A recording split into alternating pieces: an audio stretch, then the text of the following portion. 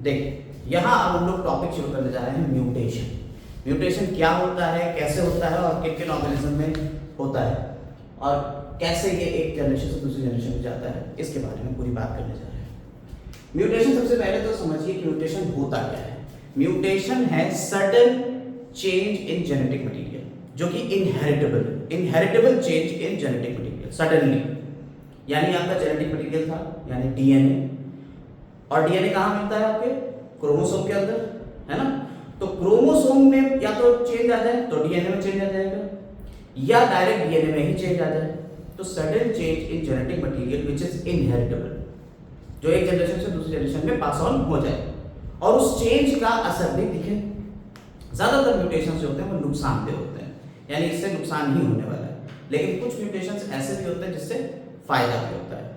ठीक, अब म्यूटेशंस की डिस्कवरी कब हुई, कैसे क्या हुआ, इसके बारे में एक छोटी सी कहानी हम आपको बता रहे हैं। म्यूटेशंस के बारे में पहले भी पता है, बहुत सारे लोगों को पता है, और डार्विन साहब ने अपनी थ्योरी दी थी नेचुरल सिलेक्शन की। वहां से शुरू करते हैं थोड़ा सा। डार्विन जो थे उन्होंने नेचुरल सिलेक्शन की थ्योरी दी। उन्होंने कहा स्पीशीज जो बनती हैं वो कैसे बनती हैं, नेचुरली सिलेक्ट होती हैं, और उनमें क्या होता है नए कैरेक्टर डेवलप होते रहते हैं। यानी कि जिस चीज का आप यूज ज्यादा कर रहे थे वो तो हो ही रहा था, और वो इनके अंदर एक जनरेशन से दूसरी जनरेशन में पास हो गए। लेमार्क ने कहा था जिस चीज का आप यूज ज्यादा करते हो, इनहेरिटेंस ऑफ एक्वायर्ड कैरेक्टर्स। इन्होंने क्या कहा, इन्होंने कहा जो नेचुरली सेलेक्ट, नेचर जो है वो आपका पूरा सिलेक्शन करती है, आपके अंदर चेंजेस आ जाते हैं और जो चेंजेस फ्रूटफुल होते हैं वो नेचर सेलेक्ट कर लेती है। लेकिन ये नेचर में जो चेंजेस हैं ये एक जनरेशन से दूसरी जनरेशन में पास ऑन हो जाएंगे। जैसे मान लीजिए आपके अंदर अभी कोई चेंज आया, और वो कैसे आया, आपने थोड़ी सी मेहनत करी और वो चेंजेस आपके अंदर आ गए और वो जेनेटिक मटेरियल में चेंज आ गए, अब ये पास ऑन हो जाएंगे। लेकिन कभी कभी क्या होता है, और ये आपकी जनरेशन में भी दिखेंगे, अगली जनरेशन में भी दिखेंगे यही चेंजेस। फिर क्या होगा, उसकी अगली जनरेशन आएगी, उसमें भी ये चेंज दिखेंगे। तो ये चेंज जेनेटिक मटेरियल में हो गया ना, तभी तो एक जनरेशन से दूसरी जनरेशन में जा रहा है। लेकिन कभी कभी ये चीजें देखी गई कि कुछ ऐसे चेंजेस दिखे जो पिछली जनरेशन में नहीं थे। डार्विन यही बात कहते थे कि पीछे वाली जनरेशन से आगे वाली जनरेशन लिंक करके चलती है, और धीरे धीरे धीरे धीरे वो एडवांस हो रही थी। और एडाप्टिव रेडिएशन था, एडेप्टेशन करते थे और वो रेडिएट हो रहे थे। एडाप्टिव रेडिएशन की बातें भी इन्होंने करी। हम आपको एवोल्यूशन में इसके बारे में और कॉन्सेप्ट डार्विन का देंगे, लेकिन यहाँ हम थोड़ी सी बात करते हैं। कुछ लोगों ने देखा कि कुछ चेंजेस ऐसे थे जो अचानक से आ गए। जैसे एक परिवार था जो भेड़ पाला करता था, भेड़ पालने वाला एक परिवार था, उसमें बहुत सारी भेड़ थी, पूरा एक हार्ड था, झुंड था। और उसमें उन्होंने देखा कि जब ब्रीडिंग सीजन हुआ, ब्रीडिंग के बाद भाई भेड़ें अपनी साइज और लंबाई में बढ़ेंगी। कुछ भेड़ ऐसी थी जिनके पैरों का साइज छोटा रह गया, वो बढ़े ही नहीं। उन्होंने उन भेड़ों को अलग कर लिया। ठीक है, ये किसी दूसरे देश की बात है, इंडिया की नहीं। अब हमें देश का नाम तो ऐसे एग्जैक्ट नहीं आता। फिर उन्होंने उसको अलग कर लिया और उन भेड़ों का ब्रीड कराई, मतलब उसी को जनरेशन को आगे बढ़ाया। क्योंकि छोटे पैर वाली भेड़ें उनके लिए फायदेमंद थी। फेंसिंग लगाना पड़ती है ना भेड़ के लिए, भाई फेंसिंग करना पड़ेगी, पूरा एक जाल बनाना पड़ेगा और जिसके अंदर उन्हें रखा जाएगा। तो वो जो जाली लगाना थी आसपास, अगर छोटे पैर होंगे तो छोटी जाली, और बड़े पैर होंगे ज्यादा ऊंचे कूद के निकल जाए, तो इसलिए वो बड़ी ऊंचाई तक नहीं, तो फेंसिंग उनकी नीचे रहने लगी। तो उन्होंने छोटी भेड़, जो छोटे पैर वाली भेड़ थी, उनकी ब्रीड कराई और वही ब्रीड पास ऑन होने लगी अगले जनरेशन में भी छोटे पैर वाले भेड़। डार्विन इस बात को एक्सप्लेन नहीं कर पाए, डार्विन की थ्योरी। उन्होंने कहा कि भाई कैरेक्टर्स आगे डेवलप होंगे, ये अचानक से पैर बड़े होते होते छोटे कैसे हो गए, और फिर छोटे ही पैर आगे जनरेशन में भी आने लगे। चलो मान लिया हमने भाई नहीं पास ऑन हुआ, लेकिन फिर ये आगे जनरेशन में भी तो यही आने लगे। ये कैसे हुआ, ये जादू कैसे हुआ? ये जादू आगे तक पता चला कि साहब ये क्या है। डार्विन ने इसको क्या कहा था, डार्विन कहते थे नेचर का ये एक स्पोर्ट है। नेचर कभी कभी एक गेम खेल देती है, कुछ नई चीजें भी डाल देती है, उसको एक्सप्लेन नहीं कर पाए थे। इसलिए डार्विन की थ्योरी जो है यहीं पे फेल हुई थी। डार्विन की थ्योरी 100 साल तक चली थी, लेकिन वो बस यही नहीं बता पाया कि साहब ये कौन सी चीज है जो नए कैरेक्टर्स किसी ऑर्गेनिज्म में लेके आ रही है। इस बात को वो डार्विन एक्सप्लेन नहीं कर पाए। ह्यूगो डी व्रीज ने क्या करा, ऑर्निथोरा लेमार्कियाना के ऊपर यानी इवनिंग प्राइमरोज के ऊपर अपने एक्सपेरिमेंट किए, लगभग 5000 वैरायटीज के ऊपर एक्सपेरिमेंट किए और फाइनली ये प्रूव कर दिया कि साहब ये जो चीज है ना, जो सडन चेंज हो रहे हैं जेनेटिक मटेरियल में, इन्हें क्या कह दिया, म्यूटेशन नाम दिया। तो ह्यूगो डे व्रीज से ये म्यूटेशन टर्म मिलता है, कोई दिक्कत। और इसी वजह से डार्विन की थ्योरी में फिर ह्यूगो डे व्रीज ने अपना उस स्पोर्ट वाले पॉइंट को कट करके कहा कि भाई म्यूटेशन होता है, इसलिए नई थ्योरी आई, डार्विन की ही नई थ्योरी आई, जिसे नियो डार्विनिज्म के नाम से या सिंथेटिक थ्योरी के नाम से हम लोग जानते हैं, जो आज भी चल रही है। उसमें क्या है, सिर्फ इस बात को अमेंडमेंट कर दिया किसने, ह्यूगो डे व्रीज। दोनों की थ्योरी मिलके एक नई थ्योरी, सिंथेटिक थ्योरी आप चल रही है एवोल्यूशन की, जो हम लोग एवोल्यूशन में बात करेंगे। एवोल्यूशन की कहानी है, उसका डिफरेंस क्या हुआ एवोल्यूशन म्यूटेशन? एवोल्यूशन क्या होता है, एवोल्यूशन का मतलब है कि एक स्पीशीज से नई स्पीशीज बन जाए एक सर्टेन टाइम पीरियड में, मतलब कि लाखों साल बाद चेंजेस आते चले गए और एक नई स्पीशीज बन गई, इवॉल्व हो गई पुरानी स्पीशीज से नई स्पीशीज। लेकिन इवॉल्व कैसे हो रही है, डार्विन कहते थे कि कुछ कैरेक्टर इसमें जुड़े, अगली जनरेशन में थोड़े और जुड़े, अगली जनरेशन में थोड़े और जुड़े, ये अचानक से बिल्कुल नए कैरेक्टर कहां से आ गए। डार्विन ने कहा ऐसे, ये तो स्पोर्ट थे। ह्यूगो डे व्रीज ने बताया नहीं साहब ये स्पोर्ट नहीं थे, जेनेटिक मटेरियल में चेंज हुआ था, और जेनेटिक मटेरियल में चेंज अलग अलग चीजों से हो सकता है, जिन्हें हम म्यूटाजेंस कहते हैं। जो जेनेटिक मटेरियल में चेंज करते हैं उन्हें क्या कहते हैं, म्यूटाजेंस कहते हैं। और जेनेटिक मटेरियल का वो पर्टिकुलर सेगमेंट जिसमें चेंज हो रहा है उसे म्यूटॉन कहते हैं। ठीक, ये सारी बातें आगे हम अभी लिख देंगे, सारी चीजें पता चल जाएंगी। ये म्यूटेशन के बारे में ये बात समझ में। अब म्यूटेशन दो तरीके के हो सकते हैं, जैसा कि हमने शुरू में अभी बताया, म्यूटेशन दो तरीके के हो सकते हैं। एक म्यूटेशन वो है जो आपके क्रोमोसोम में होगा, और एक म्यूटेशन वो है जो आपके डीएनए में होगा।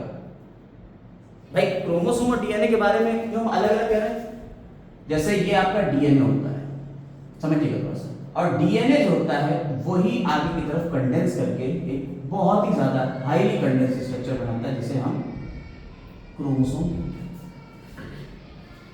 ठीक है। पता चला क्रोमोसोम का ये पार्ट कट है, टूट ही गया ये पार्ट क्रोमोसोम। अब इतना डीएनए भी तो अंदर से कट हो गया होगा, नहीं समझे।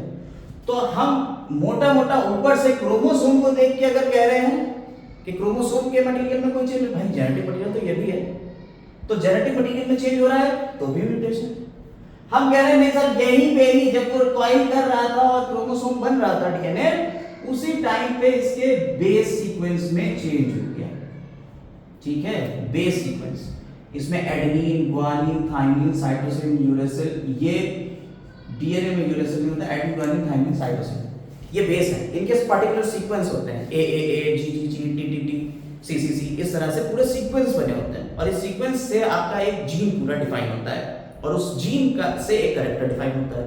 मान लो इस सीक्वेंस में ही चेंज हो गया, जीन आया ही नहीं, तो चेंज आया ना, वो कैरेक्टर तो आएगा ही नहीं, क्योंकि इस पूरे सीक्वेंस से ही वो कैरेक्टर बन रहा था, ये सीक्वेंस ही टूट गया तो वो कैरेक्टर नहीं आएगा, और कैरेक्टर नहीं आया तो अचानक से एक बड़ा चेंज आएगा, सिकल सेल एनीमिया।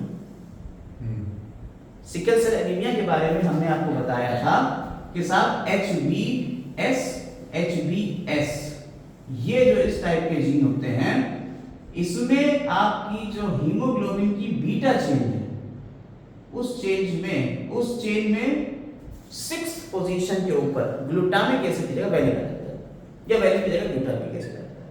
तो जब वो चेंज आया, एक बेस पेयर GUG हो जाता है बस वहां, ठीक है, GUG, बस एक सिंगल न्यूक्लियोटाइड में चेंज आता है, जिसकी वजह से इसका पूरा शेप ही चेंज हो गया। और अगर शेप चेंज हो गया तो इसके अंदर ऑक्सीजन कैरिंग कैपेसिटी बिल्कुल कम होगी, और जब ऑक्सीजन कैरिंग कैपेसिटी बिल्कुल कम हो गई तो वो आदमी मर जाएगा, लेथल जीन बन गया है। समझ में आई बात या नहीं? तो ये अचानक से जीन में म्यूटेशन हुआ ना, तो इसे जेनेटिक म्यूटेशन कहते हैं। क्रोमोसोम में म्यूटेशन होगा तो इसे क्रोमोसोम में म्यूटेशन कहते हैं। यानी म्यूटेशन भी अब दो तरह के होते हैं। ये बात समझ में आ गई? कोई दिक्कत? तो अगर म्यूटेशन की बात कर रहे हैं तो म्यूटेशन की अगर डेफिनेशन कही जाए तो क्या बनेगी? Mutations are sudden change in genetic material या sudden inheritable change in genetic material। कोई दिक्कत? तो जेनेटिक मटेरियल में सडनली इनहेरिटेबल यानी कि एक जनरेशन से दूसरी जनरेशन में पास होने वाले कुछ ऐसे चेंज हो गए, उन्हीं को हमने क्या कह दिया? म्यूटेशन। जिसकी वजह से अब आपके पूरे कैरेक्टर्स में चेंज आने लगेंगे, जो अभी हम थोड़ी देर में बताने जा रहे हैं। सबसे पहले क्रोमोसोमल म्यूटेशन की बात कर लेते हैं।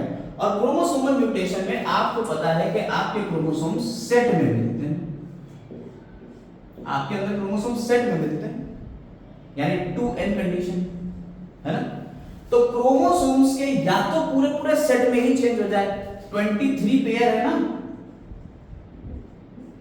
ना 23 पेयर में 2n कंडीशन हम लिखते हैं, सिर्फ n ही हो जाए, यानी सिर्फ 23 रह जाए, पूरा एक पेयर का हो जाए, या 23 में एक पेयर और ऐड हो जाए, 3n कंडीशन हो जाए, 23 और ऐड हो जाए, 23 पेयर तो थे ही थे और इसी में 23 और ऐड हो गए, यानी कि अब 3 का सेट बन गया। मेरी बात समझ में? बढ़ भी सकते क्रोमोसोम के सेट और क्रोमोसोम का सेट कम भी हो सकता है। पूरा सेट, पूरे सेट की बात कर रहे हैं, सेट समझ रहे हो ना? जैसे ये पहला सेट है, ये दूसरा सेट है, तो दोनों सेट पूरा सेट ही चेंज, यानी एक और सेट जुड़ गया, इसमें भी एक, इसमें भी एक, ऐसे 23 अलग अलग आके चेंज होते चले। अब सेट हो गया 3 का, अब 2 का नहीं रहा, पूरे सेट में चेंज आ गया। 4 का भी हो सकता है, प्लांट्स में देखने को मिलेगा, बहुत सारे प्लांट्स ऐसे हैं जिनमें देखने को मिलता है। इसे कहते हैं क्रोमोसोमल म्यूटेशन। क्रोमोसोम के ये तो सेट में चेंज हो गया। हो सकता है कि आपका 2n था और उसके एक पर्टिकुलर एक पोजीशन के ऊपर से क्रोमोसोम में 21st पोजीशन, 21st वाला जो क्रोमोसोम था उसमें एक क्रोमोसोम और ऐड हो गया। डाउन सिंड्रोम याद करके होता है, Down syndrome, Klinefelter syndrome, Turner syndrome, Patau syndrome, Edward syndrome, ये सारे सिंड्रोम जिसमें क्या होता है, अलग अलग पॉइंट पे जाके एक क्रोमोसोम सिर्फ ऐड होगा, पूरा सेट चेंज नहीं हो रहा है, सिर्फ क्रोमोसोम का नंबर चेंज हो रहा है। यानी कि अब अगर एक ऐड हो गया है तो 46 प्लस 1 हो गया, यानी कि 2n प्लस 1 की कंडीशन आ गई। नहीं समझे मेरी बात? पूरा सेट चेंज नहीं हो रहा है, पूरा सेट चेंज होगा तो 2n 3n 4n 5n हो जाएगा, या n भी रह सकता है। और यहां क्या हो रहा है, सिर्फ क्रोमोसोम का नंबर एक क्रोमोसोम ऐड हो रहा है। इनके अलग अलग तरीके से इनको हम डिफाइन करेंगे। आइए देखते हैं। सबसे पहले हम अगर कहें कि क्रोमोसोम के नंबर में चेंज हो रहा है तो प्लॉइडी, अलग अलग तरीके की प्लॉइडी होगी, ठीक है। और इसमें भी 2 तरीके की प्लॉइडी आ जाएगी, यूप्लॉइडी और एन्यूप्लॉइडी। एन्यूप्लॉइडी का मतलब है कि आपके क्रोमोसोम के नंबर में चेंज हो रहा है, सिर्फ क्रोमोसोम के नंबर में चेंज होगा, यानी 1-2 क्रोमोसोम बढ़ेंगे, जैसे कि ये वाली कंडीशन आपको दिख रही है, सिर्फ नंबर में, सेट में चेंज नहीं हो रहा। और यूप्लॉइडी में आपका पूरा सेट ही चेंज हो रहा है, यानी 2n था आपके अंदर और बचा क्या, n। समझ में आएगा? उसके बाद 2n ऐसे ही आगे बढ़ जाएगा, 3n 4n 5n कंडीशन आती है।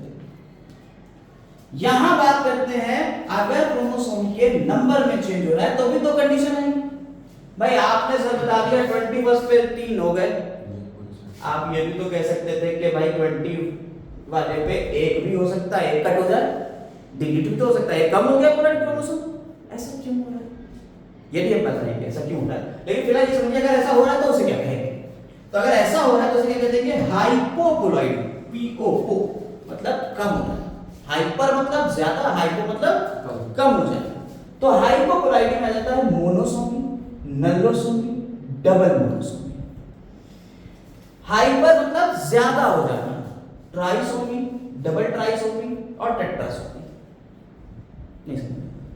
अब हम आपको बताएं हाइपोप्लॉइडी में मोनोसोमी, मोनोसोमी मतलब एक क्रोमोसोम कम हो गया, किसी एक पोजीशन पे क्रोमोसोम कम हुआ तो हमने क्या किया, 2n-1। डबल मोनोसोमी यानी कि आपके इस क्रोमोसोम के सेट में से एक क्रोमोसोम कम हुआ और कहीं दूसरा कहीं होगा, मान लो 25वां था तो उसके वाले में से भी एक कम हो गया, यानी पहले एक माइनस हुआ एक पोजीशन से, फिर कहीं दूसरी पोजीशन से एक और माइनस हो गया।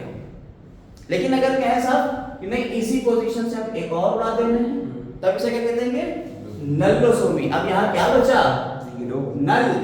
नहीं समझ में आई बात, कोई दिक्कत? तो हाइपोप्लॉइडी में मोनोसोमी, नल्लोसोमी, पहले तो ये पहले नंबर पर रखिएगा, इसको दूसरे नंबर पर, ये तीसरे नंबर पर, मोनोसोमी, डबल मोनोसोमी और नल्लोसोमी। कोई दिक्कत नहीं, बिल्कुल इजी।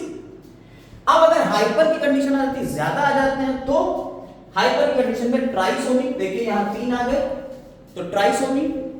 अगर हम कहें कि साहब यहां तो 3 आए थे, एक और पोजीशन पे भी 3 आ गए, डबल ट्राइसोमी। अब ट्राइसोमी की आपके एनसीईआरटी में 2 कंडीशन दी हुई, डाउन सिंड्रोम और क्लाइनफिल्टर सिंड्रोम। और यहां पे आपकी मोनोसोमी की कंडीशन दी हुई है, कौन सी? डाउन सिंड्रोम है, क्लाइनफिल्टर टर्नर सिंड्रोम। टर्नर सिंड्रोम जो होता है वो XO की कंडीशन होता है। बताया भी था हमने पेडिग्री एनालिसिस वाले पार्ट में, अलग अलग टाइप की डिजीज है। XO यानी कि क्या हुआ, एक बाई क्रोमोसोम ही गायब हो गया, तो ये कंडीशन क्या आ गई, मोनोसोमी की रहेगी, एक कम हो गया, सेट ही कम हो गया। Down syndrome 21st trisomy, Klinefelter syndrome double X के साथ में Y आ जाता है, यानी एक X एक्स्ट्रा हो जाता है। गायनेकोमेस्टिया हमने बताया था, मेल तो पैदा होगा लेकिन फीमेल जैसे उसके डेवलपमेंट होगी, ब्रेस्ट इनलार्ज हो जाएगा और भी मुस्टैच वगैरह आते हैं, बाकी और सारे डेवलपमेंट जो होते हैं वो थोड़ा हो जाएगा क्लाइनफिल्टर सिंड्रोम के लिए। ठीक, तो यहाँ इसको कैसे लिख सकते हैं, इसे लिखेंगे 46 प्लस 1 की कंडीशन आ गई, यानी 2n प्लस 1 आया, एक एक्स्ट्रा जुड़ा, यहाँ 21st क्रोमोसोम पे जुड़ा, यानी ऑटोसोम पे जुड़ा, यहाँ सेक्स क्रोमोसोम में जुड़ गया, एक और ऐड हुआ। बोलो कोई दिक्कत? तो ये तो हो गई ट्राइसोमी। ये वाली कंडीशन आ गई डबल ट्राइसोमी, यानी एक तो 21st पे कहीं जुड़ा होगा, एक कहीं और जुड़ गया होगा, तो डबल ट्राई प्लस वन लिख देते हैं। एक आती है टेट्रासोमी, यानी अब क्या हुआ, इसी ही जगह पे 2 ऐड हो गए, इसी एक में ही, एक ही सेट में एक तो पहले ऐड हुआ, एक और ऐड हो गया, यानी टोटल 2 हो गए, तो टेट्रा हो गया कंडीशन, तो टेट्रासोमी कंडीशन। बोलो कोई दिक्कत? ये सारे कंडीशन है, ये सब किसमें आ रही है, एंजियोप्लाइडी के अंडर में आ रही है। इसमें क्रोमोसोम के नंबर्स में चेंज होगा। अब नंबर, नॉर्मल नंबर की कंडीशन आई थी, यानी 23 से 24, 25, 26 पेयर की कंडीशन नहीं थी, ये 46 प्लस 1 यानी 47 क्रोमोसोम, 48 क्रोमोसोम, 49 क्रोमोसोम, ऐसे। अब पूरा सेट चेंज, अब पूरा क्या हो जाएगा, सेट ही चेंज करेंगे, तो उसे कह देंगे यूप्लॉइडी। और यूप्लॉइडी में आ जाता है मोनोप्लॉइडी। आपका 2n कंडीशन थी, लेकिन जो नई सेल बनी उसमें क्या हो गया, n कंडीशन आ गई, मोनोप्लॉइडी। डाइप्लॉइडी, किसी के अंदर n थी, नई सेल बनी तो 2n, पूरा सेट चेंज, यानी कि 23 थे पेयर में, ठीक। वो जब मोनोप्लॉइडी कंडीशन आई तो सिर्फ 23 रह गए, एक ही पेयर। और डाइप्लॉइडी की बात आई तो 23 प्लस एक और 23 का सेट हो गया। और अगर ट्राइप्लॉइडी है तो ट्रिप्लॉइड होते हैं, टेट्राप्लॉइड होते हैं, पेंटाप्लॉइड होते हैं, हेक्साप्लॉइड होते हैं। आपने अपना जब एक चैप्टर पढ़ा था जहां एंडोस्पर्म की बात हुई थी, सेक्सुअल रिप्रोडक्शन, वहां एंडोस्पर्म 3n कंडीशन होता है, इसे कहते हैं ट्रिप्लॉइड, ठीक है। ट्राइप्लॉइड होगी मोनोप्लॉइड, डाइप्लॉइड, ट्राइप्लॉइड, ट्रिप्लॉइड हो गया कंडीशन। समझ में आई बात है नहीं? ऐसे ही टेट्राप्लॉइड भी हो सकता है, पेंटाप्लॉइड और हेक्साप्लॉइड भी हो सकता है। तो जब इतने कंडीशन आए तो हम कह देते हैं पॉलीप्लॉइड। पॉली मतलब मोर देन 2 कर देंगे अगर सेट जुड़ रहे हैं तो। पॉलीप्लॉइड में ऑटोप्लॉइडी मतलब अपने ही सेट, मान लो ए 2 थे, इसी में एक और सेट जुड़ गया ए का, तो ऑटोप्लॉइडी यानी 23 थे, 23 ही पेयर में से, जैसे यहाँ पे तुम्हारे 23 जोड़ी हैं, एक और 23 का जुड़ गया, कोई दिक्कत नहीं, अपने ही वाले तो जुड़े हैं। लेकिन अगर यहाँ 23 तो तुम्हारे वाले थे और ये भी 23 तुम्हारे वाले थे, 2n कंडीशन पे तो तुम थे ही थे, ठीक।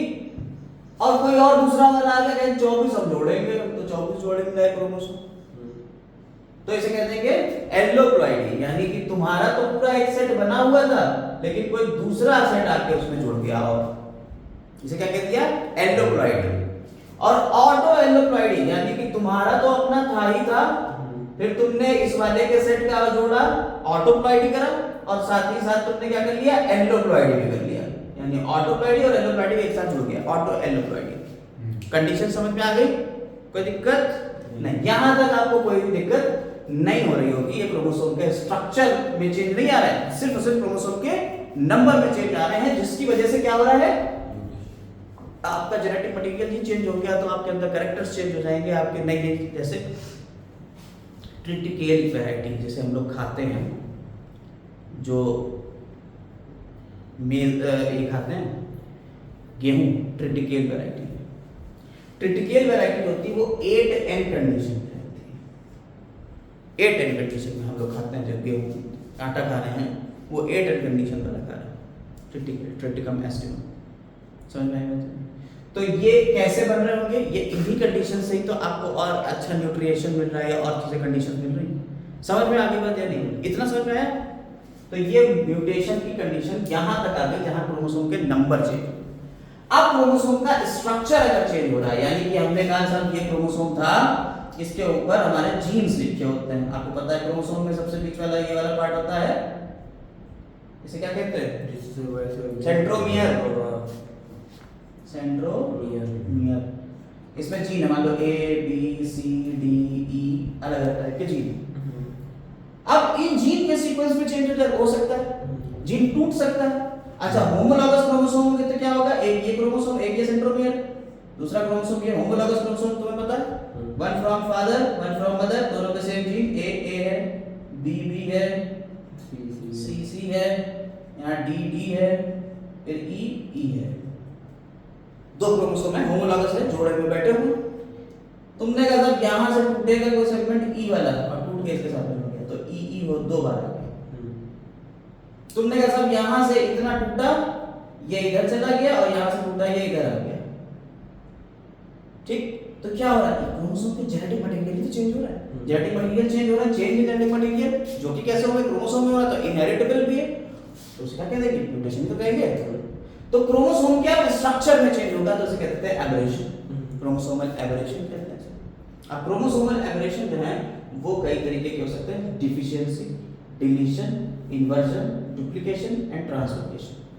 इन सब के बारे में अब चर्चा करने जा रहे हैं, तो पहले इसको हटा देते हैं, फिर चर्चा करते हैं। देखिए, अब यहाँ पे जो हम स्ट्रक्चर यानी एबरेशन की बात करेंगे, उसमें deficiency, deletion, inversion, duplication, translocation. पहले आते हैं डिफिशियंसी। डिफिशियंसी का मतलब है कमी हो जाना। कमी हो जाएगी तो भाई क्रोमोसोम में, मान लीजिए कि आपका क्रोमोसोम है, इसमें कोई कमी होना, ये सेंट्रोमियर, तो या तो कमी यहां से टूट के हो जाए या कहीं बीच से टूट के हो जाए। तो ये दो तरीके के हो सकता है, टर्मिनल डिफिशियंसी और इंटरकैलरी डिफिशियंसी। टर्मिनल डिफिशियंसी यहां से होती है, ठीक। मान लीजिए, अब इसका एक एग्जांपल है क्राइडूचेट।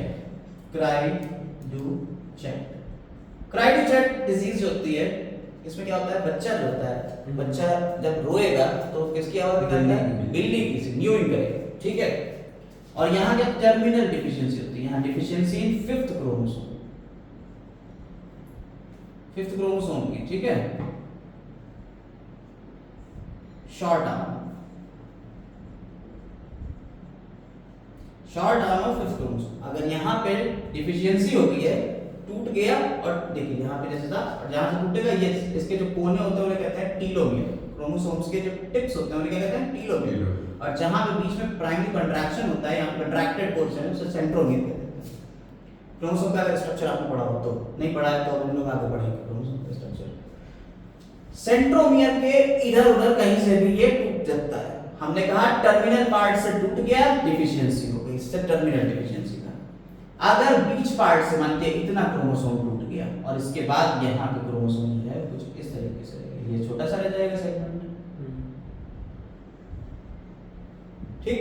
तो इसे हम इंटरकैलरी डिफिशियंसी या इसी को हम डिलीशन बोलते हैं कि भाई साहब इतना पार्ट डिलीट हो गया, अब ये छोटा सा क्रोमोसोम का पार्ट रह जाएगा। कोई दिक्कत नहीं, सिंपल सा।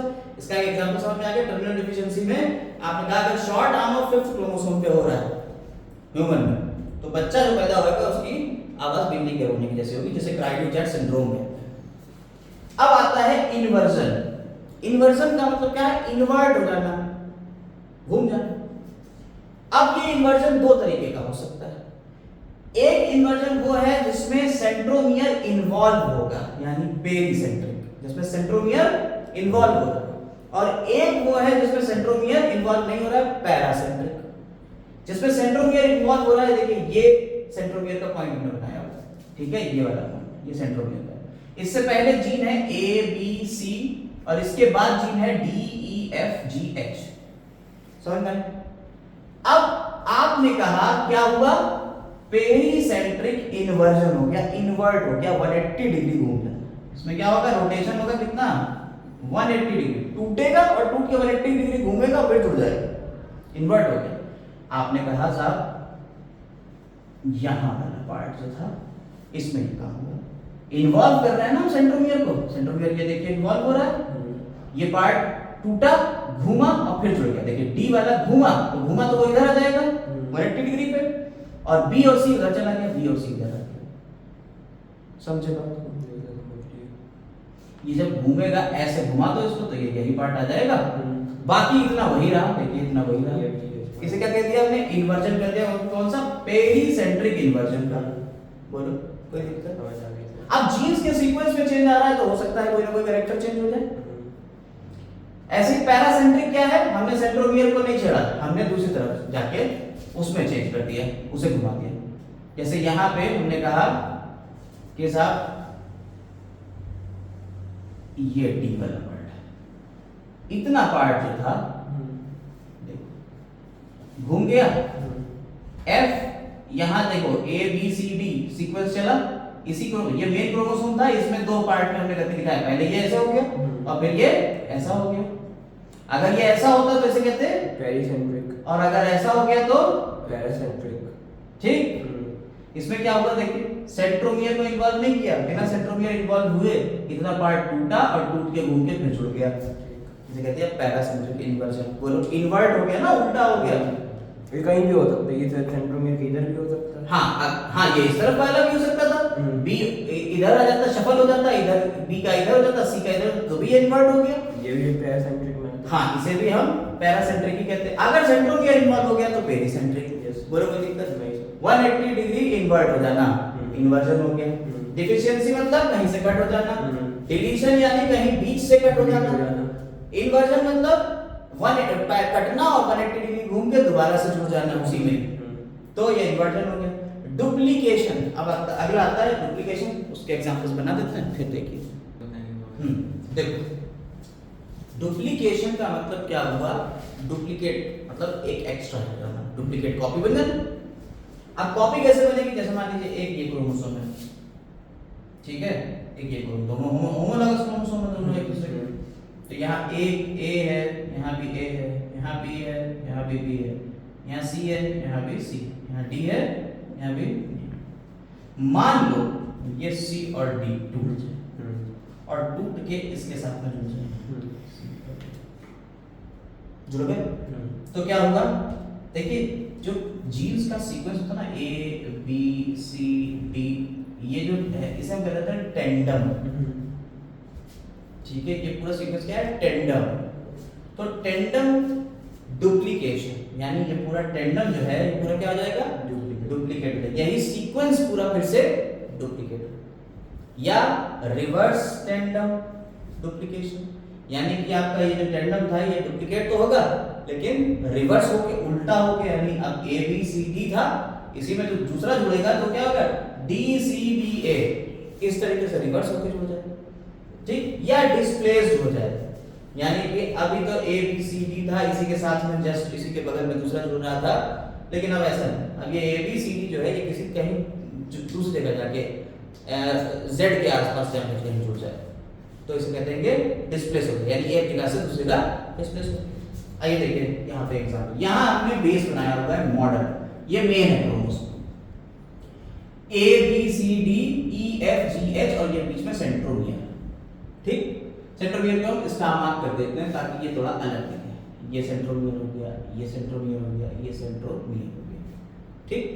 अब आप देखिए जो ये मॉडल था हमारा मेन क्रोमोसोम, इसका एक और होमोलॉगस होगा कोई दूसरा भी, उससे टूटा आगे कौन सा सेगमेंट, ई एफ जी,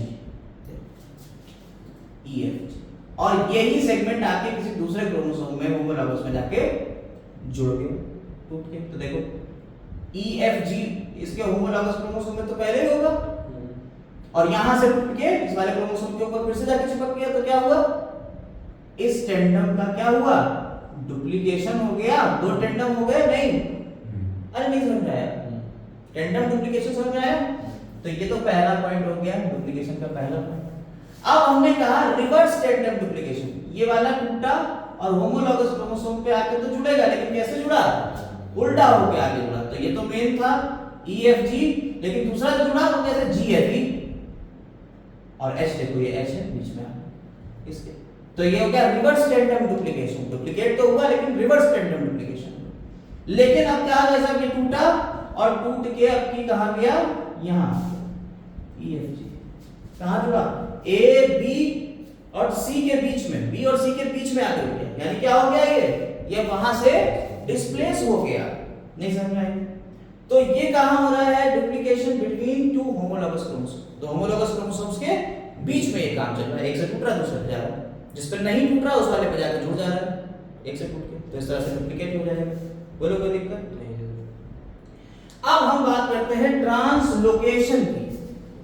ट्रांसलोकेशन का मतलब हुआ कि एक जगह से दूसरी जगह ट्रांसलोकेट हो रहा है, पूरा का पूरा दो नॉन होमोलॉगस क्रोमोसोम की बात हो रही है। एक क्रोमोसोम से टूटेगा और किसी दूसरे क्रोमोसोम के ऊपर जाके ट्रांसलोकेट हो जाएगा, जुड़ जाएगा सेगमेंट, समझ में आएगा? तो ये भी दो तरीके के हैं, रेसिप्रोकल और ट्रांसपोजिशन। रेसिप्रोकल में देखिए ये हमने मेन बनाया हुआ है, इसी की कॉपी, यानी कि पहले वाले को दिखाएंगे रेसिप्रोकल वाले को और दूसरा वाला दिखा देंगे, ये मेन, ठीक, मॉडल। तो इसमें हमने क्या किया, ये स्टार मार्क करते हैं, क्या है, सेंट्रोमियर। सेंट्रोमियर कोई दिक्कत नहीं। A B C D E F, ये तो एक क्रोमोसोम। दूसरा क्रोमोसोम है जिसमें G H I लिखा हुआ, दो क्रोमोसोम अलग अलग है, नॉन होमोलॉगस है, इसीलिए इनकी इसकी लंबाई और इसकी लंबाई अलग अलग है, दिख रहा होगा आपको। होमोलॉगस होता है दोनों की लंबाई सेम होती, दोनों पे जीन भी सेम लिखा होता। लेकिन आप देखिए ये नॉन होमोलॉगस है तो इसके जीन अलग है और इसके जीन अलग। क्लियर हो रही है मेरी बात? उधर से देखिए टूटा, इधर आके जुड़ा, और इधर से टूटा, उधर जाके जुड़ा। देखो F इधर से गया इधर, G और H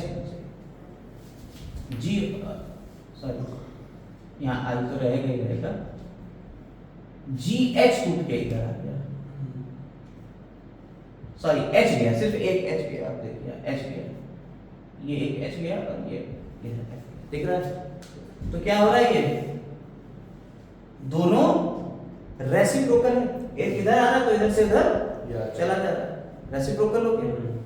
इसे कह दिया हमने ट्रांसलोकेट हुए, लेकिन कैसे, रेसिप्रोकली, कि भाई साहब हमने आपको कुछ रखा नहीं, हम उधार नहीं करते, तुमने हमें ये दिया हमने तुम्हें ये दिया, बात खत्म।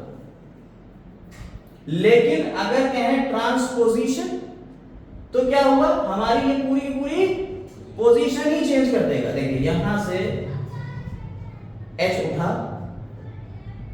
GHI का H उठा यहां से, और H उठ के कहां आ गया, यहां, लेकिन इसके बदले में इसने कुछ दिया नहीं दिया, तो ऐसे क्या कह दिया हमने, ट्रांसपोजिशन। ठीक, कोई दिक्कत नहीं। ये तो बात हुई क्रोमोसोमल एबरेशन की, यहां तक बात हुई। हमने अब तक क्या पढ़ा, एक बार फिर से रिवाइज कर लेते हैं। हमने अब तक पढ़ा कि क्रोमोसोम के नंबर या सेट में चेंज, एन्यूप्लॉइडी और यूप्लॉइडी। एन्यूप्लॉइडी में भी हाइपोप्लॉइडी और हाइपरप्लॉइडी। हाइपोप्लॉइडी यानी कम होना, मोनोसोमी, डबल मोनोसोमी और नॉनोसोमी। हाइपरप्लॉइडी यानी ज्यादा होना, ट्राइसोमी, डबल ट्राइसोमी और टेट्रासोमी। फिर हमने कहा यूप्लॉइडी। यूप्लॉइडी की कंडीशन बात करी थी, तो वहां हमने बात करी क्या, कि क्रोमोसोम्स के सेट में चेंज होना, मोनोप्लॉइड, डाइप्लॉइड, ट्राइप्लॉइड, टेट्राप्लॉइड, पेंटाप्लॉइड। जब इतने होने लगे तो हमने कह दिया पॉलीप्लॉइड। पॉलीप्लॉइड में भी अगर अपने अपने वाले ही सेट चेंज हो रहे हैं, यानी कि ए लगातार आ रहा है, तो उसे कह दिया हमने ऑटोप्लॉइडी। कोई दूसरा सेट आके जुड़ रहा है, एलोप्लॉइडी। दोनों हो रहे हैं ऑटो एलोप्लॉइडी। ये क्रोमोसोम के नंबर्स में चेंज हुआ है, जिसकी वजह से म्यूटेशन हुआ। यहां क्रोमोसोम के स्ट्रक्चर में चेंज हो रहा है, जिसे हमने कह दिया एबरेशन, क्रोमोसोमल एबरेशन।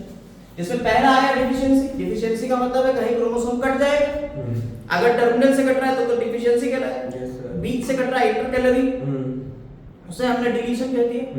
टर्मिनल से कट रहा था, एग्जांपल बता दिया, फिफ्थ क्रोमोसोम के ये शॉर्ट आर्म में अगर हो जाएगा तो क्राइगन-चार्ट सिंड्रोम हो जाएगा, कोई दिक्कत। फिर इसके बाद हमने कहा इन्वर्जन, यानी कि पलट जाना। क्रोमोसोम कहीं से कटेगा, अपने ही अंदर फिर से जाके दोबारा जुड़ जाएगा, इनवर्ट होके 180 डिग्री घूम के। अगर सेंट्रोमियर इन्वॉल्व हो रहा है तो पेरीसेंट्रिक, और अगर सेंट्रोमियर इन्वॉल्व नहीं हो रहा है तो पैरासेंट्रिक। इसके बाद हमने कहा डुप्लीकेशन। डुप्लीकेशन मतलब क्रोमोसोम के सेट जो है उसके अंदर जो जीन है, जीन का जो सेट है, पूरा जीन का सेट डुप्लीकेट कर जाए, दोबारा आ जाए। दोबारा आने के लिए इसे कहीं दूसरी जगह से टूट के ही तो आना पड़ेगा, अपने अंदर थोड़ी नया बन जाएगा। तो टूट के आएगा तो अपने पर्सनल होमोलॉगस क्रोमोसोम से ले लेगा, ठीक। तो अगर ये अपने सेट को अपने ही पास में जोड़ रहा है तो टेंडम डुप्लीकेशन हो गया, यानी EFG दोबारा जुड़ गया EFG। लेकिन अगर ये EFG घूम के आ जाए, GFE आ जाए तो रिवर्स टेंडम डुप्लीकेशन। और अगर कहीं ये EFG टूट के किसी दूसरे जगह पे ही सेंट्रोमियर से हट के कहीं दूसरी जगह जाके जुड़ जाए तो डिस्प्लेस हो गया, तो डिस्प्लेस्ड डुप्लीकेशन। कोई दिक्कत नहीं। इसके बाद हमने बात करी ट्रांसलोकेशन की। ट्रांसलोकेशन मतलब हुआ दो नॉन होमोलॉगस क्रोमोसोम है, एक क्रोमोसोम ये है और एक नॉन होमोलॉगस क्रोमोसोम कोई दूसरा है। इन दोनों के बीच में जीन्स का एक्सचेंज होगा। अगर आपस में इधर से उधर, उधर से इधर आ रहा है तो रेसिप्रोकल, और अगर सिर्फ एक जगह से दूसरी जगह आ रहा है, इधर से उधर नहीं जा रहा है, तो इसे ट्रांसपोजिशन कहते हैं। अब तक कितनी बात समझ में आई? कोई दिक्कत नहीं। अब हम लोग आ रहे हैं जीन म्यूटेशन के ऊपर। देखिए अब हम लोग बात कर रहे हैं जीन म्यूटेशन की। जीन म्यूटेशन को समझने से पहले हमें जीन के बारे में थोड़ी सी नॉलेज लेनी पड़ेगी। और जीन क्या है? डीएनए का ही एक पार्ट है, जैसे हम जीन कह रहे हैं। हम थोड़ा सा डीएनए के बारे में बात करते हैं। तो डीएनए जो होता है, इसके नोट्स बनाने के लिए लिख लीजिएगा। डीएनए जो होता है वो एक पॉलीमर है, किसका? न्यूक्लियोटाइड का। पॉलीमर किसका है? न्यूक्लियोटाइड। और जो न्यूक्लियोटाइड्स होते हैं ये बने होते हैं न्यूक्लियोसाइड, न्यूक्लियोसाइड और फॉस्फोरिक एसिड। थोड़ा सा ध्यान से देखिएगा, न्यूक्लियोसाइड और फॉस्फोरिक। न्यूक्लियोसाइड जो होते हैं वो खुद में दो पार्ट में डिवाइड होते हैं, प्यूरिन्स, सॉरी इसमें नाइट्रोजनस बेस,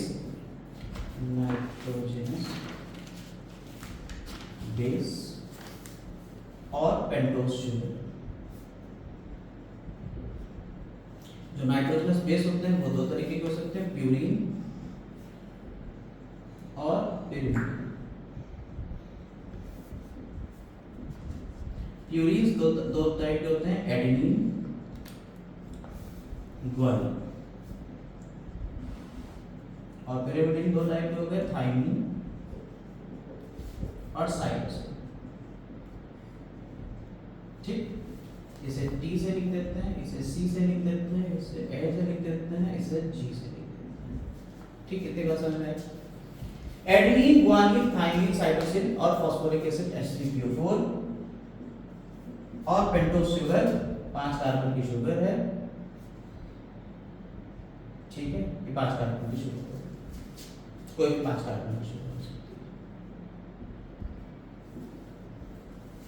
ठीक, यानी एक ये और एक ये मिलके एक न्यूक्लियोटाइड बनाएगा और न्यूक्लियोटाइड का ऐसा सीक्वेंस पूरा जो है वो आपका डीएनए बनाता है। और ये न्यूक्लियोटाइड में सीक्वेंस आएगा, जैसे किसका सीक्वेंस है? एडेनिन, ग्वानिन, थाइमिन, साइटोसिन, फिर एडेनिन, ग्वानिन, थाइमिन, साइटोसिन, इस तरह से पूरा सीक्वेंस चलता चला जाएगा। और ये पूरा सीक्वेंस जो है पूरा एक सीक्वेंस कहलाता है जीन। बात समझ में आई? पूरा सीक्वेंस क्या कहलाएगा? जीन कहलाएगा। और जीन का काम क्या होता है बताइए जल्दी से? जीन का काम क्या होता है? जीन आपको कैरी करता है इंफॉर्मेशन एक जनरेशन से दूसरी जनरेशन की, लेकिन किसी एक पर्टिकुलर कैरेक्टर के लिए एक जीन रिस्पॉन्सिबल होता है। One gene for one enzyme hypothesis भी है। तो एक कैरेक्टर देगा, कोई एक कैरेक्टर एक जीन से आ रहा है। ठीक, ये जो पूरा सीक्वेंस है ये मिलके कोई एक कैरेक्टर दे रहा है। अगर इस सीक्वेंस की कैरेक्टर की बात करी जाए तो आपके अंदर जो भी कैरेक्टर रहता है, जैसे मान लीजिए आपका स्किन कलर, ठीक है, आपके अंदर क्या है? स्किन कलर, उसका एक जीन। तो जो स्किन कलर का जीन है वो क्या होगा? वो स्किन कलर देगा। और स्किन कलर क्या है? एक प्रोटीन है, मेलाटोनिन। मेलानिन पिगमेंट की वजह से ही होता है। तो मेलानिन पिगमेंट जो है, ये मेलानिन पिगमेंट जो है ये क्या है? प्रोटीन तो होगा। और ये प्रोटीन बन रहा है, किससे बन रहा है? इसी डीएनए से। तो डीएनए से पहले आरएनए बनेगा, और आरएनए से प्रोटीन बनेगा। इस पूरे प्रोसेस कहते हैं सेंट्रल डोग्मा। डीएनए से आरएनए बनना, आरएनए से प्रोटीन बनना, ये पूरा लीनियर सीक्वेंस होता है, प्रोटीन बनेगा। यानी यही सीक्वेंस आपके इस प्रोटीन को बनाने के लिए रिस्पांसिबल है, ठीक। और प्रोटीन क्या होता है? It is a polymer of, protein क्या है? Polymer of amino acid. ये एमिनो एसिड से मिलकर बना होता है प्रोटीन। केमिस्ट्री में पढ़ा होता है, बायोलॉजिकल में पढ़ा होता। प्रोटीन क्या है? एमिनो एसिड का पॉलीमर। और एमिनो एसिड्स जो होते हैं वो सारे जुड़ेंगे एक के बाद एक एमिनो एसिड जुड़ा, फिर दूसरा एमिनो एसिड जुड़ा, फिर तीसरा एमिनो एसिड जुड़ा। इस तरह से ढेर सारे एमिनो एसिड जुड़े और उन्होंने क्या बना दिया? ये प्रोटीन बना दिया जो विटामिन पिगमेंट दे रहा है। क्लियर? आपके अंदर कलर आ गया, स्किन कलर। कोई दिक्कत इसमें? इतनी सी बात है तो कोई भी दिक्कत नहीं। ये जो एमिनो एसिड है, इन एमिनो एसिड को जोड़ना पड़ेगा ना, और उन जोड़ने के लिए ये सीक्वेंस जिम्मेदार है। तो इन सीक्वेंस का भी एक पर्टिकुलर ग्रुप है जो एक एमिनो एसिड को बुलाता हुआ कि तुम आओ, फिर एक ग्रुप आया उसने कहा तुम आओ, फिर अगला ग्रुप आया उसने कहा तुम आओ। हर किसी एमिनो एसिड के लिए एक कोड है। हर किसी एमिनो एसिड के लिए क्या है? एक कोड है। उसको हम कोड ना कह के यहां कह देते हैं कोडॉन। क्या कहते हैं? कोडॉन। समझ में आई बात? यानी आपका जो प्रोटीन बन रहा है उसके लिए आपका डीएनए जिम्मेदार है, और डीएनए के इस पर्टिकुलर तीन के सेट को हम क्या कह देते हैं? कोडॉन कह देते हैं, जिसमें क्या है? आपके न्यूक्लियोटाइड्स हैं। और न्यूक्लियोटाइड्स एडेनिन रखे होगा तो एडेनिन वाला, ग्वानिन रखे होगा तो ग्वानिन वाला, थाइमिन रखे होगा तो थाइमिन वाला, और साइटोसिन रखे होगा तो साइटोसिन वाला न्यूक्लियोटाइड। हम ये पूरा ना लिख के सिर्फ हम एडेनिन, ग्वानिन, थाइमिन, साइटोसिन लिख देते हैं। ये आपके बेस, नाइट्रोजनस बेस के बारे में बात कर लेते हैं सिर्फ। तो ये आपका पूरा एक न्यूक्लियोटाइड को रिप्रेजेंट कर रहा है। कोई दिक्कत इसमें नहीं, बहुत सिंपल बात। अब सुनो ना किस्सा। ये जो कोडॉन्स होते हैं जैसे AUG, GUG, GGC, CCA, इस तरह से ये सीक्वेंस चलते हैं, ठीक है। और हर सीक्वेंस जो है वो अपना एक अलग क्या बुलाएगा? हर सीक्वेंस किसके लिए कोड कर रहा है? अमीनो एसिड के लिए। तो इसकी वजह से एक अमीनो एसिड जुड़ जाएगा, इसकी वजह से एक अमीनो एसिड, इसकी वजह से एक अमीनो एसिड, और ये सारे अमीनो एसिड आपस में जुड़ते हुए एक चेन बना लेंगे, और इसी चेन का तो नाम क्या होगा? प्रोटीन। तो प्रोटीन, और वही आपका कैरेक्टर होगा। यानी जीन इस तरह से आपको कैरेक्टर देता है। ये पॉइंट समझ में आता है? इतनी आसान बात। अब सुनिए बात आगे। अगर हम इस तीन के सेट को देखें तो पढ़ने के लिए होता है हमारे पास राइबोसोम। राइबोसोम इसको पढ़ता चला जाता है सीक्वेंशियली, एक के बाद एक के बाद एक पढ़ता चला गया, वो चिपकाता भी चला जा रहा है। इस तरह से पूरा आपका प्रोटीन बन जाता है। मान लो यहां पे हम इसको डिलीट कर दें, डिलीट हो गया। क्या अब ये राइबोसोम इस 3 को पढ़ पाएगा? नहीं। अब अगला 3 का सेट कहां से बनेगा? अब अगला 3 का सेट ये वाला बनेगा ना, और ये खाली रह जाएगा। समझ गए बात? तो या इससे पहले तो कोई अल्टरेशन नहीं हुआ, लेकिन इस ये तो अनअल्टर्ड रहा ना, कोई अल्टरेशन नहीं हुआ, लेकिन इसके बाद अल्टरेशन आ गया, यानी पूरा फ्रेम ही शिफ्ट हो गया। अब पूरा फ्रेम शिफ्ट हो गया ना, देखो हर एक पॉइंट शिफ्ट हो जाएगा। इस तरीके के म्यूटेशन को क्या कह देते हैं? Frame shift mutation. नहीं समझ? चाहे अब यहीं पे अगर हम कहते जी था, हम कहते यहां पे एक और जी ऐड कर दो, अगर ऐड कर देते तब भी तो ये फ्रेम शिफ्ट करता। अब ये 3 इधर से पड़ेगा, अब एक छूट जाएगा। नहीं समझेगा? तो चाहे एडिशन करो चाहे डिलीशन करो नाइट्रोजनस बेस का, न्यूक्लियोटाइड्स का, तो न्यूक्लियोटाइड्स के एडिशन और डिलीशन से पूरा का पूरा फ्रेम शिफ्ट हो जाएगा। इसे कहते हैं फ्रेम शिफ्ट म्यूटेशन। बोलो कोई दिक्कत इसमें? जरा सी भी, इतनी सी भी दिक्कत नहीं है? ठीक, अगर हो तो कमेंट करिए। अब आगे बात करते हैं। अब जरा देखिए आगे। तो ये फ्रेम शिफ्ट म्यूटेशन समझ में आया आपका? फ्रेम शिफ्ट म्यूटेशन किस वजह से होगा? डिलीशन या इंसर्शन की वजह से होगा। अगर इंसर्शन, ऐसे ही इन्वर्जन भी तो हो सकता है। बेस सीक्वेंस का डीएनए सेगमेंट जो है वो बेस सीक्वेंस इन्वर्जन हो जाए, पलट जाए, उसकी वजह से भी तो म्यूटेशन हो सकता है। बोलो अरे यार शिफ्ट ही तो होगा, पूरा फ्रेम ही तो शिफ्ट होएगा अगर इन्वर्ट हो गया तो भी। तो इसे कहते हैं फ्रेम शिफ्ट म्यूटेशन। क्लियर हो गई फ्रेम शिफ्ट म्यूटेशन की बात? अब बात करते हैं सब्स्टिट्यूशन। सब्स्टिट्यूशन क्या है साहब, हम आपके इसमें कोई छेड़छाड़ नहीं कर रहे, हम सिर्फ इसका एक सब्स्टिट्यूट लगा देते हैं, नहीं समझे? यानी कि सब्स्टिट्यूट क्या लगाया, यहां जी था, जी था, यहां हमने ए लगा दिया। बताओ कोई दिक्कत है तुम्हें? कैसा बड़ी दिक्कत? जो कोडॉन एक किसी दूसरे अमीनो एसिड के लिए कोड कर रहा था वो ये थोड़ी करेगा, ये किसी दूसरे अमीनो, यहाँ अमीनो एसिड बदल गया, अचानक से वक्त बदल गया, जज्बात बदल गए। तो यहाँ पे आपका देखिए सिकल सेल एनीमिया का एग्जांपल दिया हुआ है आपके एनसीईआरटी में।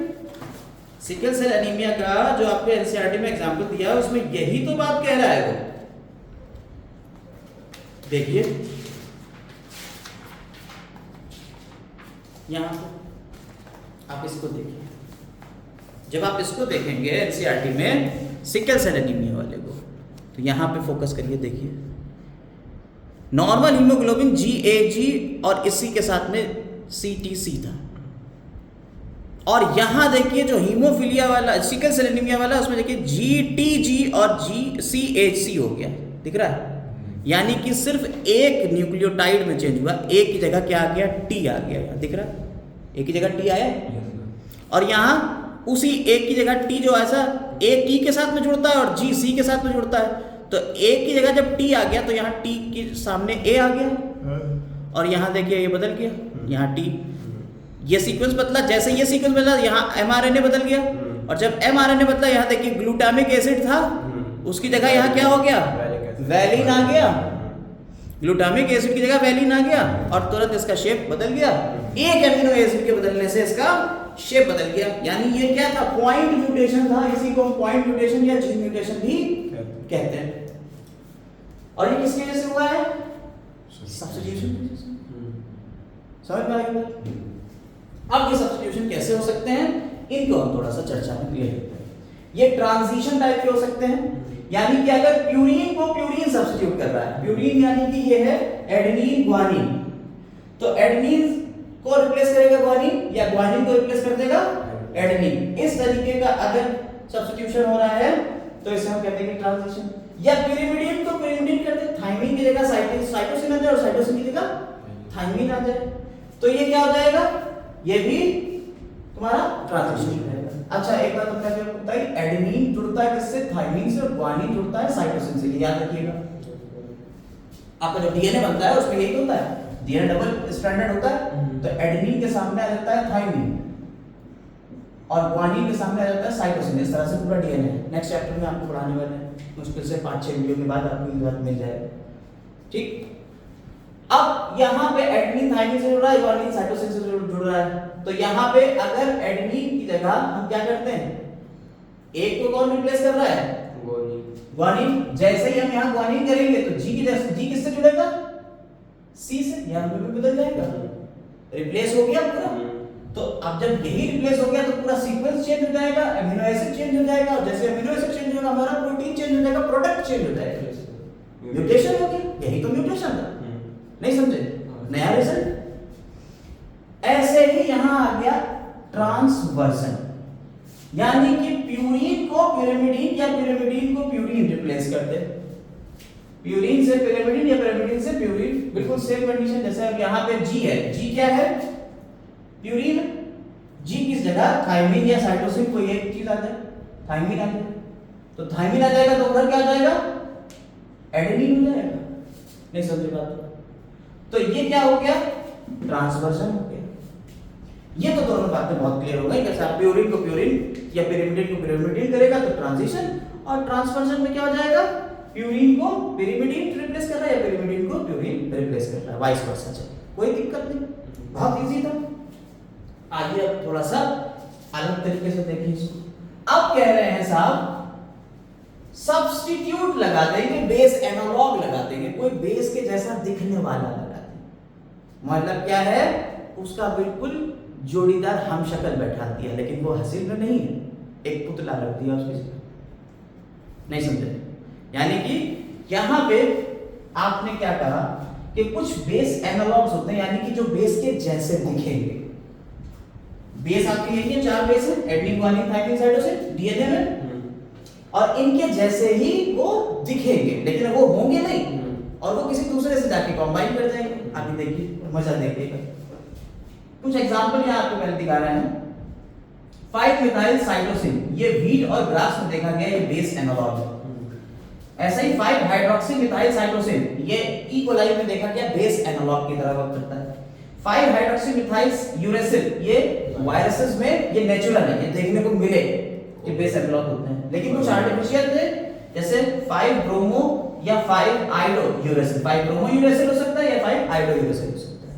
ये आर्टिफिशियल ये बनाए गए हैं, म्यूटेजेंस हैं, ये म्यूटेशन कराएंगे। अब जरा देखिए बेस एनालॉग कैसे करेगा। बेस एनालॉग जो 5 ब्रोमो यूरेसिल है ना, वो उसके बारे में समझिए। It is in its keto form, ये अपनी कीटो फॉर्म में। 5 ब्रोमो, आपने टॉटोमेरिज्म पढ़ी होगी केमिस्ट्री में, आइसोमेरिज्म पढ़ी होगी, उसमें टॉटोमेरिज्म पढ़ी होगी। आइसोमेरिज्म का एक पार्ट है टॉटोमेरिज्म, कीटो इनॉल टॉटोमेरिज्म, यानी कि ये कीटो फॉर्म है, अपने सामने जो इसका आइसोमर होगा वो कैसा होगा, इनॉल फॉर्म में चेंज हो जाएगा। कीटो इनॉल टॉटोमेरिज्म होती है। तो ये बिल्कुल वैसे ही है, ये अपना ब्रोमो जो है ये अपने कीटो फॉर्म में सब्स्टिट्यूट कर देगा थायमिन को। जैसे यहाँ पे आपका डीएनए था एडेनिन, एडीन, एक किससे जुड़ता है, एक किससे जुड़ेगा, टी से। ग्वानिन, जी किससे जुड़ेगा, सी से। फिर हमने कहा एडेनिन किससे जुड़ रहा है, टी से। फिर ग्वानिन किससे जुड़ रहा है, सी से। तो ये इस तरह से पूरा डीएनए का एक सीक्वेंस बन जाएगा। भाई साहब जब 5 ब्रोमो यूरेसिल है, ये क्या करेंगे, सब्स्टिट्यूट करेंगे थायमिन को, यानी जहां जहां थायमिन होगा वहां क्या आ गया, 5 ब्रोमो यूरेसिल, 5 ब्रोमो यूरेसिल। अब ये जब बदला है तो उसके सामने वाला भी तो बदल जाएगा। ये अपने सामने किससे ऐड करेगा, पेयर विद ग्वानिन। तो अभी क्या था, टी की जगह क्या था, ए था, अब यहाँ क्या हो गया, ग्वानिन, ग्वानिन। भाई साहब सीक्वेंस चेंज, पूरा सीक्वेंस ही चेंज हो गया।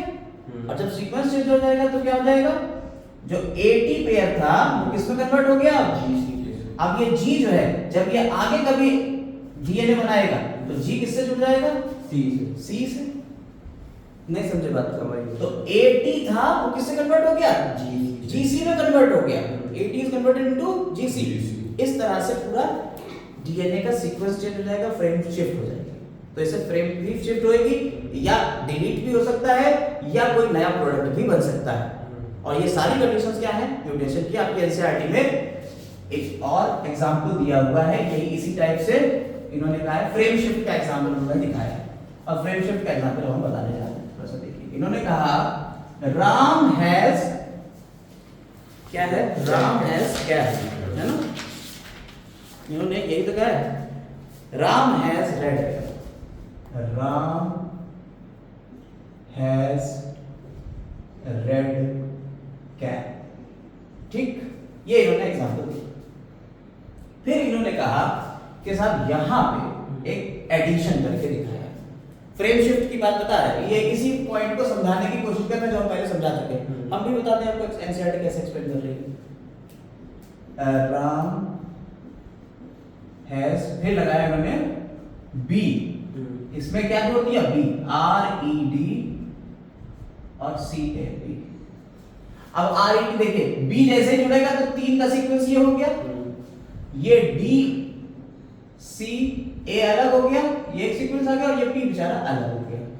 नहीं समझे, इस पे कोई चेंज हुआ, नहीं हुआ। अभी हम एक क्वेश्चन भी बताने जा रहे हैं आपको, 2018 में या 19 में क्वेश्चन आया नीट में, इसी सीक्वेंस के ऊपर, वो भी समझ में आ जाएगा। फिर राम हैज, अब बी के साथ में आई और जोड़ दिया, बी के साथ में आई जोड़ा तो बी आई आर हो गया। अब ई डी सी हो गया, और ए और पी बेचारे फिर अकेले हो गए, अलग हो गए। नहीं समझे, इधर सीक्वेंस देख रहे हो बदलता हुआ। फिर आगे आया राम हैज बिग, जी और जुड़ गया, देखिए आर ई डी रेड और सी ए पी कैप। जब इस सीक्वेंस की बात करिए तो यहां क्या हुआ, जब 3 ऐड हुए तो सीक्वेंस में कोई चेंज नहीं आया, बस यही तो चेंज आया था, बस एक अमीनो एसिड चेंज हो जाएगा, बाकी फ्रेम तो पूरा सेम रहेगा। लेकिन फ्रेम अगर 2 या 1 जुड़ रहा है या घट रहा है 3 अगर डिलीट भी हो जाते हैं यहां से, अगर मान लो डिलीट हो जाता है 3, ठीक है, 3 डिलीट होते हैं तो उसका भी दिखाया हुआ इन्होंने एनसीईआरटी में। पहले इन्होंने आर को डिलीट करा, फिर ई को डिलीट करा, डी को और फिर डी को डिलीट करा। जब तीनों डिलीट हो गए तो क्या आ जाएगा? Ram has cap, Ram has cap. अगर ये एक को डिलीट करते तो क्या हो जाता? आर को अगर डिलीट करते तो क्या हो जाता? E D C A P. अगर और फिर डिलीट करते ई को भी तो क्या हो जाता? डी सी ए, फिर पी अलग हो जाता, फिर एक और डी को कर दिया तो ये आ गया। Yes sir. तो यहाँ 3 को अगर पूरे 3 डिलीट करो या 3 पूरे ऐड करो तो इसके आगे वाले में कोई चेंज नहीं आएगा, क्योंकि 3 का ही तो सेट होता है कोडॉन। अमीनो एसिड के सीक्वेंस में कोई चेंज नहीं आएगा। लेकिन अगर 2 या उससे ज्यादा कर रहे हैं, 2 या 1 कर रहे हैं चेंज, तो उसमें आगे वाली फॉर्म पूरी फ्रेम में शिफ्टिंग हो जाएगी, पूरा फ्रेम शिफ्ट म्यूटेशन हो जाएगा। समझ में आ गई बात या नहीं? ठीक। अब एक क्वेश्चन जो है वो इन्होंने 2018 में पूछा, और वो क्या क्वेश्चन है वो हम लिखवा दे रहे हैं। देखिए यहाँ हमने एक क्वेश्चन लिखा हुआ है, 2017 में है, ये नीट 2017 का क्वेश्चन है। देखिए क्या कह रहा है? If there are 999 basis, 999 basis हैं in an RNA that codes for a protein। भाई हमने आपको बताया डीएनए से आरएनए बनेगा, आरएनए से प्रोटीन बनेगा, तो जो कोड्स होते हैं ये असल में आरएनए के लिए ही होते हैं। तो आरएनए ही प्रोटीन के लिए एमिनो एसिड को कोड करता है। तो प्रोटीन के लिए है विद 33 एमिनो एसिड, यानी कि 999 कोड्स हैं किसके लिए? 333 अमीनो एसिड के लिए। ठीक। कह रहे हैं at the base at position 901, 901, यानी कि यहां से चलते चले गए 900, 901, 902 एंड सो ऑन। कह रहे हैं जो 901 वाला बेस है इज डिलीटेड, ये डिलीट कर दिया गया, such that the length of the RNA becomes 998। भाई एक हट गया 999 में से, तो 998 बचा, 98 ही बचा ना। Basic how many codons will be altered, कह रहे हैं कितने कोडॉन ऑल्टर हुए, उसमें क्या ऑल्टरेशन है, कितने कोडॉन क्या हुए? ऑल्टर हुए। ऑल्टर मतलब जिसमें चेंज आ जाएगा। भाई आपको बताया राम हैज रेड हेयर। जब हम आर के पास में बी जोड़ रहे थे या हम एक आर को हटा रहे थे, तो क्या राम हैज चेंज हो रहा था? चाहे जोड़ो चाहे हटाओ, इसके आगे वाले तो चेंज हो रहे थे। यानी कि अब जो चेंज आएगा वो किसमें आएगा? 902 से लेके 999 तक वालों में तो चेंज आएगा। जरा बताओ कितने कोडॉन्स में चेंज आएगा। अब हमें ये पता करना है कि एक एमिनो एसिड के लिए कितने कोडॉन हैं। तो यहां से सीधा डिवाइड करो, 999 डिवाइडेड बाय 333, तो 33 कोडॉन आ रहे हैं, 3 टाइम्स तो जाएगा ये। तो एक एमिनो एसिड के लिए कितने कोडॉन है? 3। और यहां टोटल कितने आ रहा है? 99। 99 में अल्टरेशन आ रहा है, 99 कोड सीक्वेंस में, तो 97, 96, वो आप जो भी आप करेंगे 901 से ही तो लेके आगे तक में चेंज आएगा। वो पूरा कंसीडर करेंगे ना, 901 से लेके 999 तक का। अच्छा 98, वो 99 आएगा, 98 नहीं आएगा, 99 आएगा। भाई 91 वाला भी तो काउंट करोगे। चुनाव में जब हम लोग जाते हैं चुनाव में कराने के लिए, तो उसमें जब बैलेट से चुनाव होता है तो उसमें यही कंडीशन आ जाती है, वो 991 वाला को काउंट ही नहीं करना, अगर 98 होएगा। अरे यार तो 91 वाला भी तो उसी में काउंट हो जाएगा ना। तो टोटल 99 के ऊपर अल्टरेशन आएगा, 99 सीक्वेंस बेसिस के ऊपर। तो डिवाइडेड बाय 3 करेंगे तो कोडॉन्स निकल जाएगा, तो 33 कोडॉन आ गया। आंसर क्या जाएगा? 33। समझ में आई बात क्या नहीं? इस तरह से आपका उस पॉइंट से जहां से म्यूटेशन ऑल्टरेशन कितने पे होगा कितने पे नहीं होगा, ये आपको पता चल गया कितने में फ्रेम शिफ्ट आ रही है। समझ में आ गई बात है? अब बात करते हैं कि वो कौन से ऐसे एलिमेंट्स हैं जो आपके अंदर म्यूटेशन कॉज कर रहे हैं।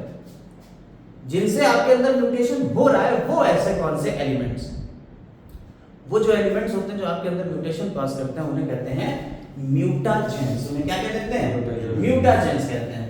तो म्यूटाजेंस वो केमिकल्स हैं जो क्या कर रहे हैं आपके अंदर म्यूटेशन को कॉज कर रहे हैं, जो म्यूटेशन का कारण है। उसमें हमने 3 कैटेगरी करी है, फिजिकल म्यूटाजेंस, केमिकल म्यूटाजेंस और बायोलॉजिकल म्यूटाजेंस। फिजिकल म्यूटाजेंस वो है जो आपको दिख रहे हैं सामने, जैसे टेम्परेचर अगर ज्यादा बढ़ाओगे तो म्यूटेशन होने के चांसेस बढ़ जाते हैं। कश्मीर वगैरह में एक कांगड़ी लटकाई जाती है, अपने गर्दन में वो लटका लेते हैं, ऊपर से अपना पूरा वो पहन लिया और हीट उनके अंदर रहती है। तो क्या वो हार्ट यहाँ से आपके चेस्ट से डायरेक्ट कांटेक्ट में है ना, वो गरम, जिसकी वजह से हो सकता है कि आपको क्या हो जाए, म्यूटेशन हो जाए। ठीक, समझ में आई बात या नहीं? तो क्या है ये, टेम्परेचर की वजह से क्या होने लगा, म्यूटेशन हो। टेम्परेचर एक कॉज बना किसका, एज अ म्यूटेजेंस वर्क कर रहा है, म्यूटेशन का कॉज बना। हाई एनर्जी रेडिएशंस, बहुत सारे रेडिएशन से, जैसे न्यूट्रॉन्स की बारिश अगर आपके ऊपर हो रही है, अल्फा पार्टिकल्स की आपके ऊपर बम्बार्डमेंट हो रहा है, कॉस्मिक रेज, कहीं तुम निकल गए स्पेस में ऐसा ही नंगे, तो ये हो जाएगा, तभी स्पेस सूट वगैरह पहन के चांद बन जाते हैं। ठीक है, म्यूटेशन ना हो जाए। गामा पार्टिकल्स हो सकते हैं, बीटा रेज हो सकती हैं, एक्सरेज बहुत ज्यादा आप जो है, आपने कहा ना ऐसे भी फोटो खींचना है, ऐसे फोटो खींचने, अपना एक्सरे करा के देख लें। तो जो एक्सरे आप ज्यादा कराएंगे तो उसमें भी ये दिक्कत हो सकती है कि आपको म्यूटेशन हो सकता है। म्यूटेशन ज्यादातर फायदेमंद नहीं रहते हैं, म्यूटेशन ज्यादातर नुकसानदेह होते हैं। अभी जो आप लोग कैंसर वगैरह की बात करते हैं तो हम लोग कुछ ऐसे केमिकल्स खा रहे हैं, हम लोग पेस्टिसाइड्स खा रहे हैं लगातार, हम लोग जो है जो फार्मिंग कर रहे हैं उसमें पेस्टिसाइड्स का यूज कर रहे हैं, फर्टिलाइजर्स का यूज कर रहे हैं, तो हो सकता है वो कुछ ऐसे केमिकल्स भी हों जो पेड़ों के थ्रू आपके अंदर जा रहे हैं और आपको कैंसर कॉज करते हैं। यानी कि उन्होंने क्या करा, आपकी सेल्स में म्यूटेशन कर दिया। म्यूटेशन से आपकी सेल्स के अंदर डिवीजन के बाद रुकने की कोई प्रोबेबिलिटी रही नहीं है, अब वो लगातार डिवाइड करेंगे। ठीक है, ऑन्कोजीन्स जो है वो एक्टिवेट हो गए। प्रो ऑन्कोजीन की फॉर्म में हमारे कुछ जीन ऐसे होते हैं जो सोते रहते हैं, प्रो ऑन्कोजीन कहलाते हैं। ऑन्को मतलब कैंसर, वो कैंसर कॉजिंग जीन हर सेल के अंदर है हमारे पास, लेकिन क्या है वो सो रहे हैं। उन्हें जगाने के लिए कुछ ऐसे केमिकल चाहिए जो उस जीन्स को एक्टिवेट करते हैं ऑन्कोजीन्स में, और वो केमिकल कौन है, म्यूटाजेंस। वही तो म्यूटाजेंस है जो म्यूटेशन कॉज करते हैं। तो उनमें से आपने कुछ ऐसे केमिकल खाना शुरू कर दिए हैं, ये देखा गया है, डेटा देखा गया है कि जब से पेस्टिसाइड्स का यूज ज्यादा हुआ इंडिया में, तब से इंडिया में कैंसर के कॉजेस भी, कैंसर का लेवल भी बढ़ने लगा। और आज देखिए कैंसर कितना ज्यादा भाग रहा है, ग्राफ देखिए कैंसर, तो कैंसर बहुत ज्यादा हो रहा है। क्यों हो रहा है, वो इसी वजह से हो रहा है कि हम इस तरह के म्यूटेजेंस अनजाने में खाए जा रहे हैं, और अभी तक उन पर रिसर्च भी नहीं हो पाई कि हाँ यही जो है वो म्यूटेशन कॉज करेगा। ऐसे ही सिगरेट एक म्यूटेशन कॉज कर सकता है, कैंसर हो जाता है सिगरेट से। ऐसे ही टोबैको म्यूटेशन कॉज कर सकता है, तंबाकू दबाए रखते हैं और उसकी वजह से यहाँ पे कैंसर हो गया, माउस में ओरल कैंसर।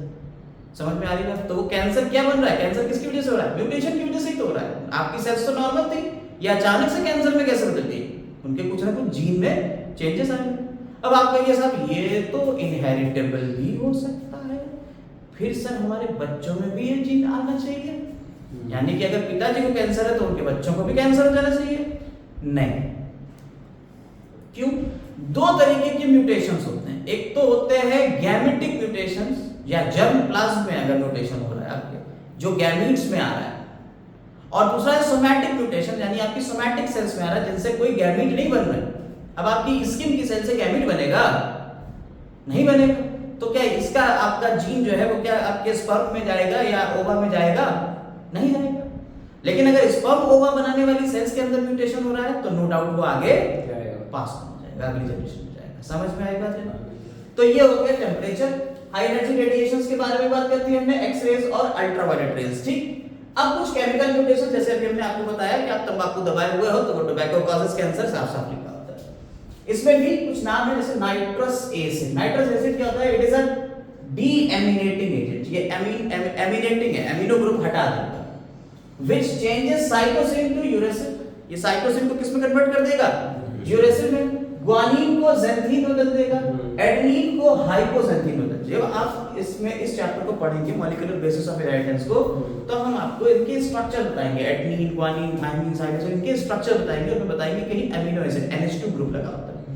तो ये भाई साहब जो है नाइट्रस एसिड, ये उस NH2 ग्रुप को ही हटा देगा, और जब NH2 ग्रुप को हटाएगा तो कहीं ये कन्वर्ट कर देगा साइटोसिन को किसमें, यूरेसिल में, कहीं ये ग्वानिन को ज़ैंथीन में, और कहीं ये एडेनिन को हाइपोज़ैंथीन में कन्वर्ट कर देगा। और जब ये इसमें कन्वर्ट हो जाएंगे, यूरेसिल में, इसमें और इसमें, तो इनके दूसरे जिससे जुड़ेंगे वो ग्रुप भी चेंज हो जाएगा, यानी इनके पेयरिंग भी चेंज हो जाएगी। जैसे हाइपोज़ैंथीन मिसपेयर करता है साइटोसिन के साथ। ऐसे ही और भी चीजें हो सकती हैं यूरेसिल और ग्वानिन के चेंज होने की वजह से। ग्वानिन ज़ैंथीन में जब चेंज होगा तो वो कुछ और करेगा, कोई और सेटअप बनाए, जैसे अभी बेस एनालॉग बताया था, बिल्कुल ऐसे ही ये भी किसी दूसरे के साथ में एनालॉगसली जुड़ जाएंगे किसी दूसरे के साथ में और नए अरेंजमेंट लेके आएंगे, तो चेंज हो जाएगा पूरा डीएनए सीक्वेंस में, आरएनए के सीक्वेंस में आएगा, प्रोटीन के सीक्वेंस में चेंज आ जाएगा, पूरा म्यूटेशन हो जाएगा। नहीं समझे? एल्काइलेटिंग एजेंट, ये एल्काइल ग्रुप लग जाएगा। एल्काइल जो है वो क्या करता है देखिएगा, एल्काइल ग्रुप नाइट्रोजन मस्टर्ड, ये R ग्रुप है, ये तो आपको पता है एल्काइल ग्रुप होता है। ये पूरा इसका एक फार्मूला है नाइट्रोजन मस्टर्ड, क्वेश्चन पूछा गया है ये नाइट्रोजन मस्टर्ड का, बाकी तो नहीं आए हैं। डाई इथाइल सल्फेट नहीं आया है, डाई मिथाइल नाइट्रोसामीन नहीं आया है, लेकिन ये वाला क्वेश्चन पूछा गया है। ये करते क्या है, दे कॉज मिथाइलेशन, ये क्या कर देंगे, मिथाइलेशन कर देंगे। एडेनिन, ग्वानिन, थाइमिन, साइटोसिन के ऊपर क्या कर देंगे, मिथाइल ग्रुप ऐड कर देंगे। अगले चैप्टर में आपको ये सारी चीजें बताने वाले हैं, मॉलिक्यूलर बेसिस ऑफ इनहेरिटेंस में कैसे कैसे मिथाइल ग्रुप अगर ऐड जाएगा तो क्या होगा, ये सारी चीजें डिटेल में डिस्कशन करेंगे। लेकिन यहाँ फिलहाल ये समझिए कि मिथाइलेशन कर देंगे या इथाइलेशन कर देंगे किसके ऊपर, nitrogenous base, adenine, guanine, thymine या साइटोसिन के ऊपर। तो उस वजह से क्या होगा, the later phase nitrogen base के ऊपर कर दिया तो later phase two pair with other normal pattern, यानी एडेनिन ग्वानिन से जो जुड़ रहा था अब वो जुड़ नहीं पाएगा, तो किसी और से जुड़ जाएगा। As well as prevent separation of two DNA strands, DNA के डबल स्ट्रैंड्स होते हैं वो सेपरेट होते हैं, तब DNA से DNA और DNA से RNA बनता है, तो ये प्रिवेंट कर देगा, ये जुड़े रहेंगे, ये हमेशा डबल स्ट्रैंड नहीं रहेगा, ये सिंगल स्ट्रैंड में आ ही नहीं पाएगा जो RNA बन पाए और इंफॉर्मेशन आगे जाकर। एक आते हैं बेस एनालॉग, ये भी हम आपको बता चुके हैं, बेस एनालॉग तो पूरा अभी समझाया कि बेस एनालॉग क्या होता है, सब्स्टिट्यूट करते हैं, ठीक है। इसके बाद लास्ट है बायोलॉजिकल म्यूटेशंस। आरएनए के बारे में आपको, वायरस के बारे में आपको पता है। वायरस जो होते हैं ये क्या करते हैं, ये नॉर्मल सेल के अंदर वायरस घुस जाता है और हमारे डीएनए को हैक कर लेता है, हमारे डीएनए के ऊपर पूरा कब्जा कर लेगा और इस डीएनए से अपना काम कराएगा। जब अपना काम करेगा तो हो सकता है कुछ ऐसे केमिकल बनाते जो हमारे नुकसान दें और यही आगे पास ऑन कराता रहेगा अगली जनरेशन में भी, तो म्यूटेशन हो गया। यही viruses take over the genetic machinery of the host cell. It involves change in the structure and expression of gene resulting in mutation. Clear हो गई बात या नहीं? वायरसेस की वजह से भी म्यूटेशन हो जाएगा, इन्हें बायोलॉजिकल म्यूटेशंस कहते हैं। तो अब आपको ये भी समझ में आ गया। एक पॉइंट और समझ लीजिए, बस एक पॉइंट। यहाँ पे दो तीन तरीके के म्यूटेशन होते हैं, एक होता है मिस सेंस म्यूटेशन, एक होता है नॉन सेंस म्यूटेशन, ठीक है।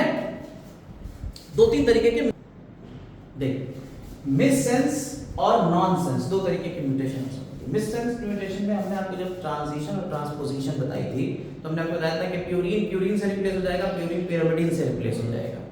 तो जब प्यूरिन पिरामिडिन से या प्यूरिन से रिप्लेस हो रहा है, ठीक है, या पिरामिडिन से रिप्लेस हो रहा है, तब क्या होगा, आपके डीएनए का सीक्वेंस चेंज हो जाएगा और डीएनए का सीक्वेंस चेंज होगा तो आपके अमीनो एसिड का सीक्वेंस चेंज हो जाएगा और अमीनो एसिड का सीक्वेंस चेंज हो गया तो आपका प्रोटीन भी पूरा बदल जाएगा। तो हो सकता है इसके मिस होने की वजह से ये पूरा का पूरा जो प्रोटीन चेंज हो रहा है वो एक कुछ नया प्रोडक्ट लेके आए और उसकी वजह से जो म्यूटेशन होगा वो क्या कहला रहा है, मिस सेंस म्यूटेशन, क्योंकि ये मिस कर गए। दो तीन कोडॉन होते हैं, इन कोडॉन को याद करिएगा, UAA, UAG और UGA। जब ये वाले कोडॉन आते हैं तो ये किसी भी अमीनो एसिड के लिए कोड नहीं करते, ठीक है, ये नॉनसेंस कोडॉन, ठीक, कोडॉन ये क्या है, किसी अमीनो एसिड के लिए कोड नहीं कर रहा है, स्टॉपिंग कोडॉन कहलाते हैं। और जब कभी पूरा सीक्वेंस चल रहा है बढ़िया सा, तीन तीन के ग्रुप आ रहे हैं और उसमें म्यूटेशन हो जाए इस ग्रुप में और ये UGA बने, तो उसकी वजह से प्रोटीन पूरा बनेगा ही नहीं। और इस कंडीशन के, इस तरीके के म्यूटेशन को हम क्या कह देंगे, नॉनसेंस म्यूटेशन कहते हैं। जब प्रोटीन पूरा बनेगा ही नहीं और पूरा फिनोटाइपिक इफेक्ट ही नहीं आएगा। Nonsense mutations are usually extremes in their phenotypic effect, खत्म हो जाएगा। और इसी के साथ ये टॉपिक पूरा म्यूटेशन का खत्म हो जाता है। उम्मीद कर रहे हैं चीजें आपको समझ में आई।